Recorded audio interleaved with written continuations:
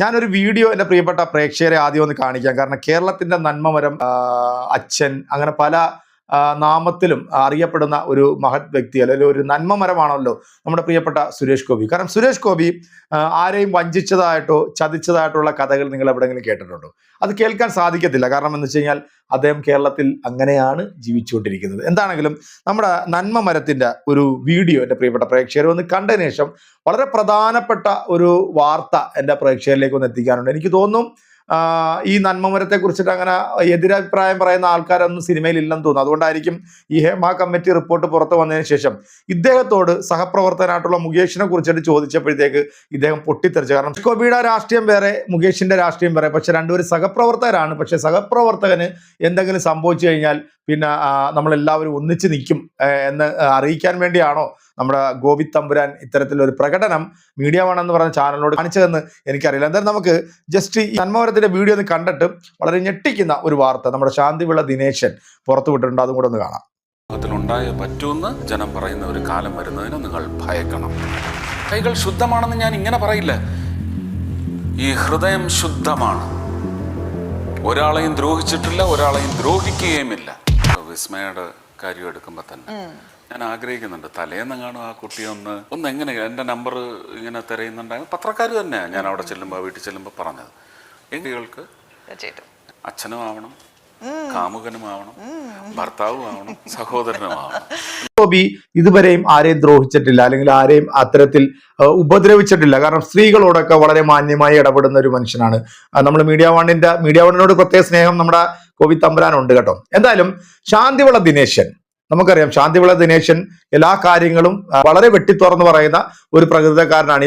ഈ Hema committee report പുറത്തു വന്നപ്പോഴത്തേക്ക് പല നടിമാരും ഇപ്പോൾ വന്നിട്ട് പല നടന്മാരെ കുറിച്ച് പറഞ്ഞപ്പോഴെല്ലാം അദ്ദേഹം വളരെ വ്യക്തമായിട്ട് പറഞ്ഞു, ഈ പറയുന്ന നടിമാരെല്ലാം 1-2 വർഷം ഇവരുടെയൊക്കെ ഫ്ലാറ്റിൽ താമസിച്ച് അവസരങ്ങൾ ലഭിക്കാതെ വന്നപ്പോഴത്തേക്ക് ഈ നുണയും കൊതിയും പറഞ്ഞുകൊണ്ട് ഇപ്പം ചാനലുകളുടെ മുമ്പിൽ വന്നിട്ട് ഫേമസ് ആകാൻ വേണ്ടിയാണ് എന്ന് പറഞ്ഞു. പക്ഷെ പിന്നീട് ഇവരുടെയൊക്കെ സത്യങ്ങൾ ഓരോന്നോരോന്നായിട്ട് പുറത്തു വരാൻ തുടങ്ങിയപ്പോൾ നമുക്ക് മനസ്സിലായി ഈ പറഞ്ഞിട്ടുള്ള ആൾക്കാരൊന്നും അത്രയ്ക്ക് ക്ലിയർ അല്ല എന്നുള്ളത്. ദിനേശൻ പറയുന്നത് ആരെക്കുറിച്ചാണ് എന്നുള്ളത് ഈ വീഡിയോ കാണുന്ന നിങ്ങൾക്ക് വളരെ വ്യക്തമായിട്ട് ബോധ്യമാകും എന്ന് തന്നെയാണ് എൻ്റെ ഒരു വിശ്വാസം. നമുക്ക് നേരെ വീഡിയോയിലേക്ക് പോകാം. സ്ത്രീകളെ സീതയായിട്ടാണ് ആ മനുഷ്യൻ കാണാറ്. അതുകൊണ്ട് തന്നെ പരസ്യമായി കെട്ടിപ്പിടിച്ചാലോ നിറവയറിൽ തടവിയാലോ ആർക്കും വിരോധം തോന്നാത്ത 100% സദ്ഗുണസമ്പന്നായ മര്യാദരാമനാണ്. ഒരു യുവ സംവിധായകൻ രാഷ്ട്ര പുനർനിർമ്മാണത്തിനുള്ള ഒരു കഥ സിനിമയാക്കാൻ തീരുമാനിച്ചു. ആ സിനിമയിൽ ഈ മര്യാദരാമനെ നായകനാക്കി. 6 മണിക്ക് ഞാൻ റെഡി എന്നാണ് തലേദിവസം പോയപ്പോൾ മര്യാദരാമൻ പറഞ്ഞിരുന്നത്. പക്ഷേ അതുകൊണ്ട് തന്നെ അയാളെ ആരും വിളിച്ചില്ല. ദേഷ്യപ്പെട്ടാലോ 6 മണിക്ക് വരാമെന്ന് പറഞ്ഞിരിക്കുകയല്ലേ. നേരം വെളുക്കുന്നിടം മുതൽ മര്യാദരാമനെ കാണാനില്ല. പോലീസിൽ പരാതി കൊടുത്താലോ എന്നായി ചിലർ. 6 അടി 3 ഇഞ്ച് പൊക്കവും 2 കടുവയ്ക്ക് തിന്നാനുള്ള ചതയുമുള്ള അയാളെ ആക്കും പൊക്കിയെടുത്തൊന്നും പോവാക്കില്ലെന്നേ. അപ്പം പിന്നെ ഈ മര്യാദരാമൻ ഇവിടെ പോയി എന്ത് ചെയ്യണമെന്നറിയാതെ വല്ലാത്തൊരു വിഷമവൃത്തത്തിൽ സംവിധായകൻ ഇരിക്കുമ്പോൾ അദ്ദേഹത്തിൻ്റെ ഫോണിലേക്ക് ഒരു കോൾ വരുന്നു. എടുത്തു നോക്കുമ്പോൾ ഈ മര്യാദരാമൻ്റെ ഫോണാണ്. സത്യം പറ, നിങ്ങൾ എവിടെയാ? ഞാൻ സത്യമാ പറഞ്ഞത് സംവിധായക, ഞാൻ ഇങ്ങ് പോന്നു, മറ്റന്നാ വരാം. എൻ്റെ വീട്ടിൽ നിന്ന് ആരും നിങ്ങളെ വിളിക്കും തോന്നില്ല. അഥവാ ഇനി നമ്മുടെ സെറ്റിലേക്ക് എൻ്റെ വീട്ടിൽ നിന്ന് വിളിച്ചാൽ ഞാൻ സെറ്റിലുണ്ടെന്ന് പറഞ്ഞാൽ മതി കേട്ടോ, എങ്ങും പോയെന്ന് പറയണ്ട എന്ന് പറഞ്ഞ് മറുപടി പോലും കേൾക്കാൻ നിൽക്കാതെ അയാൾ ഫോൺ കട്ട് കളഞ്ഞു. വീട്ടുകാർ വിചാരിക്കുന്നത് ലൊക്കേഷനിൽ തകർത്ത് അഭിനയിച്ചുകൊണ്ടിരിക്കുകയാണ്. പുള്ളി ഗൾഫിൽ നിൽക്കുക, മനസ്സിലായ? ഒരു പുതിയ പെൺകുട്ടി സിനിമാ രംഗത്തേക്ക് വന്നു. ഈ കടുവേര തടിയും 6 അടി പൊക്കമുള്ള അയാളുടെ എങ്ങനെയോ എന്തോ വാചകത്തിൽ ആ കുട്ടി വീണുപോയി. ചാക്കിലായി അയാളുടെ. മകളുടെ പ്രായമേ ഉള്ളൂവെങ്കിൽ പോലും കെട്ടിക്കൊള്ളാമെന്ന് പറഞ്ഞ വാക്കിൽ എവിടെയോ ആ കുട്ടി വീണു. ആ കുട്ടി വീഴാൻ പാടില്ലായിരുന്നു. കാരണം അയാൾക്ക് ഭാര്യയും 1.5 മക്കളും ഉണ്ടല്ലോ എന്ന് ആലോചിക്കണ്ടായിരുന്നു. എങ്ങനെയോ ആ കുട്ടി വീണു. ചക്കരെ മോളെ മരുമോളെ എന്നൊക്കെ വിളിച്ച് ആ സുന്ദരിക്കുട്ടി അയാൾ പാട്ടിലാക്കി. നിനക്ക് അയാളെ കിട്ടിയുള്ളോ? അയാൾക്ക് 2 പിള്ളേർ, ഒരു ഭാര്യയും സുന്ദരിയായ ഒരു ഭാര്യ ഉള്ളതല്ലേ എന്നൊന്നും ആരും ആ കുട്ടിയോട് ചോദിച്ചുമില്ല. അത് പൂർത്തിയാക്കാനുള്ള അവസരം കൊടുത്തുമില്ല. നിന്നെ ഞാൻ ശ്രീകൃഷ്ണ ഭഗവാന്റെ മുമ്പ് വെച്ച് തന്നെ താലി കെട്ടി ഔദ്യോഗികമായി എൻ്റെ ഭാര്യയാക്കി കൊള്ളാമെന്ന് ആ കൊച്ചിന് ഉറപ്പ് കൊടുത്തു. പക്ഷേ ഭഗവാന്റെ മുന്നിൽ വെച്ച് താലിയൊന്നും കിട്ടിയില്ലെങ്കിലും ഹോട്ടൽ റൂമിലെ മുറിയിൽ വെച്ച് ജീവിതം ആരംഭിച്ചു. പടം തീരുന്നത് വരെ ഒന്നിച്ചായിരുന്നു പൊറുതി. രാവണൻകോട്ടയിലെ ചിത്രീകരണം തീർന്നപ്പോൾ പെങ്കൊച്ച് അച്ഛനും അമ്മയും താമസിക്കുന്ന ഗൾഫിലേക്ക് പറന്നു. അപ്പോഴും അവൾ വിശ്വസിച്ചു. ഒരു ഭാര്യയും ഈ 2 ഡസൻ പിള്ളേരും ഉണ്ടെങ്കിൽ ഇയാൾ ഇനിയും കൂടെ പോറ്റാനുള്ള ശേഷിയുണ്ടല്ലോ. ആ കുട്ടിയാണെങ്കിലും നല്ല കാശുള്ളൊരു വീട്ടിലെ കുട്ടിയാണ്. ആണും പെണ്ണായിട്ടൊന്നല്ലേ ഉള്ളൂ. ദിവസമുള്ള സൊള്ളലുകൾക്കിടയിൽ അവൾ മര്യാദരാമനോടൊരു കാര്യം പറഞ്ഞു.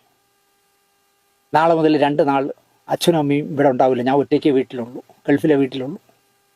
കേൾക്കേണ്ട താമസം, ഷൂട്ടിങ്ങും പുല്ലും ഒക്കെ അവിടെ ഇട്ട്, സിനിമയുടെ എന്തൊരു ആൾവാർത്തയെന്ന് ആലോചിച്ച് നോക്കി. ഷൂട്ടിങ്ങും എല്ലാം ആൾക്കൂട്ടും ബഹളവും ഫയർ എഞ്ചിനും പോലീസും ഒക്കെ വെച്ചാണ് നാളെ ഷൂട്ട് ചെയ്യണമെന്ന് അയാൾ ഓർത്തൊന്നുമില്ല. പെണ്ണല്ലേ, കിളുന്ത് പെണ്ണല്ലേ. അയാൾ പറന്ന് ഗൾഫിലെ വീട്ടിലെത്തി, UAE വീട്ടിലെത്തി. എനിക്ക് പ്രാണവേദന, പൂച്ചയ്ക്ക് വിളയാട്ടം എന്ന് പറഞ്ഞ കണക്ക് ലക്ഷങ്ങൾ നഷ്ടമാക്കി ചിത്രീകരണം നിലയ്ക്കുമ്പോൾ മര്യാദരാമൻ മണലാരണ്യത്തിൽ യുവമിഥുനങ്ങളെ പോലെ ഹണിമൂൺ പോലെ ആഘോഷിക്കുകയായിരുന്നു. പക്ഷേ മലയാളി പോട്ടന്മാർ ഇപ്പോഴും കരുതുന്നത് മലയാള സിനിമ കണ്ട ഏറ്റവും നല്ല മര്യാദരാമൻ ഈ മഹാനാണ് എന്നാണ്.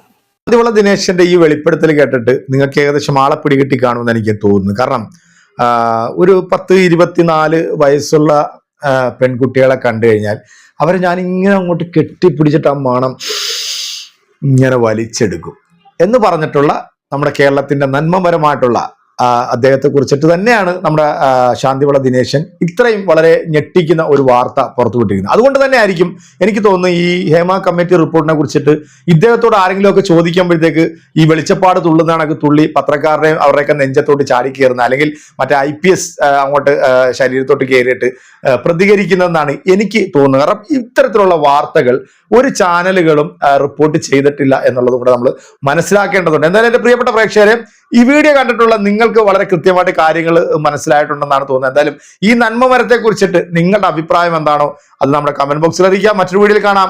ശുഭപ്രതീക്ഷയിൽ നിങ്ങളൊക്കെ സ്വന്തം